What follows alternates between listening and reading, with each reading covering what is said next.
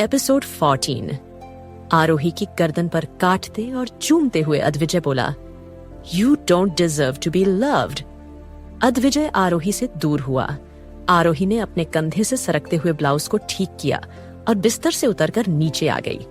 अद्विजय ने अपनी आंखें बंद की और बिस्तर पर लेट गया। तभी धीरे से बेडरूम का दरवाजा खुला। धानी चुपके से अंदर आई।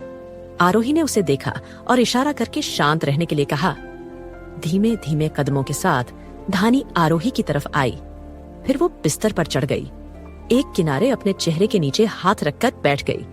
उसने आरोही से कुछ सोचकर कहा, मम्मा, नए डैडी काफी बीमार हैं क्या? ये सुनकर आरोही ने हाँ में गर्दन हिला दी।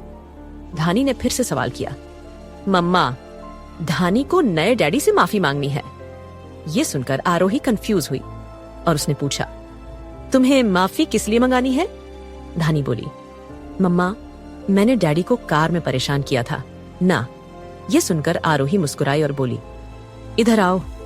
धानी ने ना में सिर हिलाया और बोली, नहीं डैडी, जाग जाएंगे और आप भी अब शोर मत करो और यहाँ आकर सो जाओ। धानी ने बिस्तर पर थपथपाते हुए इशारा किया।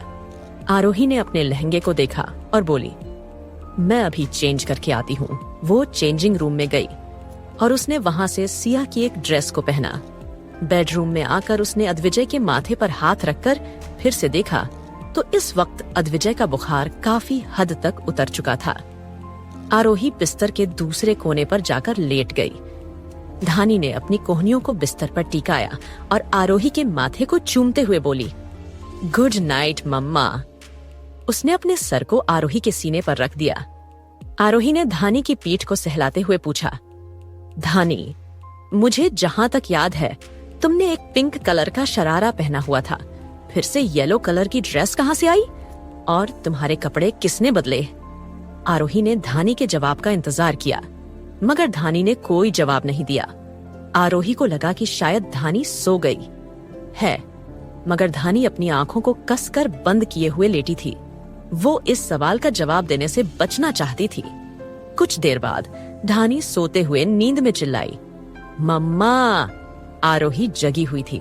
उसने जब धानी को उसका नाम लेते हुए सुना तो वो उसकी पीठ को सहलाने लगी। धानी को नींद में कुछ समय पहले हुआ इंसिडेंट याद आया। जब वो सौम्या के साथ थी तो एक आदमी उसके पास आया था। फ्लैशबैक। धानी, इधर आओ, अंकल को तुम्हारे साथ खेलना है। धानी स्विमिंग पूल के पास बैठी थी। स्विमिंग पूल के अंदर फेंक फेंक रही थी। उसने मुड़कर उस आदमी की ओर देखा और मुस्कुराई। आदमी धानी की ओर बढ़ा। उसने धानी की बाजू को पकड़ा और बोला, क्या धानी को तैरना आता है? धानी ने ना में सिर हिलाया तो उस आदमी ने कहा, मैं आपको तैरना सिखाऊंगा। उस शख्स ने धानी को उठाकर पूल में धीरे धीरे डुबाया। अचानक धानी चिल्लाई, नहीं नहीं, मुझे बाहर निकालो, मुझे डर लगता है वाटर से। ये सुनकर उस शख्स ने धानी को बाहर निकाल दिया। धानी कांपते हुए बोली, मेरे कपड़े भीग गए हैं, अब मैं क्या करूं? वो आदमी बोला, चिंता मत करो, मैं हूं ना। वो धानी को एक कमरे में लेकर गया और उसने धानी के लिए येलो कलर का लहंगा दिखाया। धानी बोली, वाह, ये कितना सुंदर है, क्या ये मेरे लिए है? उस शख्स ने हाँ में गर्दन हिलाई और बोला, चलो अब जल्दी से कपड़े उतारो, मैं तुम्हें ये नए कपड़े पहनाऊंगा ना। वो धानी के हाथों को सहलाने लगा। उसकी बुरी नजर धानी के मासूम चेहरे पर थी। धानी अपने हाथों से सूट को पकड़कर खींचने लगी मगर उससे कपड़े नहीं उतर रहे थे।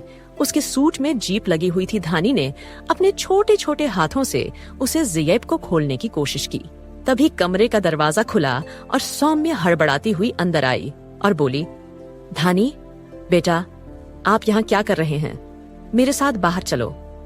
धानी बोली, मासी देखो ना, मैं भीग गई हूँ, मुझे कपड़े चेंज करने हैं। ये सुनकर सौम्या ने घबराते हुए उस शख्स को देखा और वो धानी को अपनी गोद में लेकर वहां से जाने लगी। उस शख्स ने मुस्कुराते हुए कहा, सौम्या, तुम वापस आ गई, मैंने तुम्हें बहुत मिस किया था। उस शख्स ने सौम्या के हाथ को पकड़ने के लिए अपना हाथ आगे बढ़ाया मगर सौम्या ने उस शख्स को अपने से दूर किया और धानी के कपड़े लेकर उस रूम से बाहर निकल गई। उसने धानी को एक दूसरे कमरे में लाकर कहा, धानी, मेरी बात ध्यान से सुनो। उसने धानी के कपड़ों को बदला। धानी ने पूछा, क्या हुआ मासी? सौम्या बोली, तुम उस शख्स के पास मत जाना और फिर कभी अपने कपड़े किसी के सामने मत उतारना, समझी? ये सुनकर धानी ने हाँ में गर्दन हिला दी। सौम्या ने उसे गले लगाया और बोली, एक और बात, अपनी मम्मा को इस बारे में मत बताना, ओके? प्रॉमिस करो मुझे। ये सुनकर धानी बोली, okay Pinky, promise. Flashback end. वो इंसिडेंट अभी भी धानी के मन में घूम रहा था। आरोही ने धानी को सोते हुए बेचैन देखा तो आरोही को लगा कि वो लहंगा पहने ही सो गई है, जिस वजह से उसे इचिंग हो रही होगी। तो उसने धानी को सोते सोते ही उसके कपड़े चेंज किए। वो अपने पर्स में हमेशा धानी के कुछ कपड़े रखती। वहीं दूसरी तरफ वरुण को एक हॉस्पिटल में एडमिट कर दिया गया था। वो अपने दोस्त साहिल पर चिल्लाया, साहिल, तुमने आरोही को कैसे जाने दिया? और वो कौन था जो आरोही को लेने आया था? तुमने पता किया? ये सुनकर साहिल घबरा गया और बोला, भाई, हमने ना बहुत बड़े इंसान से पंगा ले लिया है। ये सुनकर वरुण कंफ्यूज हुआ और उसने पूछा, क्या हुआ, कौन है वो लोग? साहिल ने जवाब दिया, वो अद्विजय रावत है। वरुण ये सुनकर दंग रह गया। साहिल यूएसआर वॉर्न करते हुए आगे बोला, वरुण, जितना जल्दी हो सके तुम्हें अंडरग्राउंड होना होगा। ये सुनकर वरुण बोला, नहीं, मैं आरोही के बिना कहीं नहीं जाऊंगा। आरोही मेरा जुनून है और उस मिस्टर अद्विजय रावत का आरोही से क्या लेना देना है? साहिल बोला, वो सिर्फ उसकी सेक्रेटरी है। वरुण हंसते हुए बोला, एक सेक्रेटरी के लिए कंपनी का सीईओ यूं ही आ जाएगा? तुम पागल हो गए हो साहिल। ये सुनकर साहिल बोला, मैं और कुछ पता नहीं लगा सकता। जो भी हो, आरोही से दूर रहना ही हमारे लिए बेहतर है। तभी उस वार्ड के अंदर एक इंसान एंटर हुआ। साहिल और वरुण ने उस ओर देखा और हैरानी से बोले, राहुल गुप्ता, तुम यहाँ? राहुल एक डेविलिश लुक के साथ बेड की ओर बढ़ा। उसने अपने हाथ में एक खंजर पकड़ा हुआ था। आखिर क्या हुआ था धानी के साथ और कैसे अचानक अद्विजय की तबीयत खराब हो गई? क्यों राहुल वरुण के पास आया है? अगर आपको यह कहानी अच्छी लगी तो हमारे चैनल को सब्सक्राइब करें और लाइक करना ना भूलें और वीडियो को पूरा जरूर देखें।